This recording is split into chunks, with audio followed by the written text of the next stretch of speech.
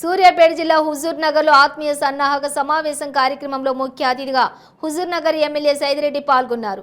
అనంతరం బతుకమ్మ ఉత్సవాలు ప్రారంభించారు. ఎమ్మెల్యే మాట్లాడుతూ త్వరలోనే జరగనున్న ఎన్నికల్లో హుజూర్ నగర్ నుంచి భారీ మెజారిటీతో గెలిపించాలని అన్నారు.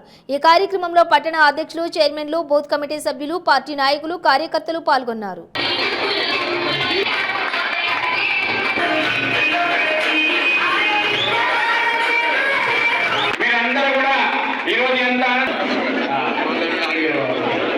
అధ్యక్షత వహించిన పట్టణ అధ్యక్షులు అమర్నాథ్ రెడ్డి గారికి, సెక్రటరీ అమర్ గౌడ్ గారికి, మళ్ళా కలిసినాం బూత్ కమిటీలని మధ్య మధ్యలో ఏదో ఇండివిజువల్గా ఇంటికి కలుతున్నాం. మొన్న మీటింగ్ పెట్టినప్పుడే అనుకున్నాం, కానీ మొన్న మీటింగ్ పెట్టినప్పుడే ధైర్యం ఉంది నాకు.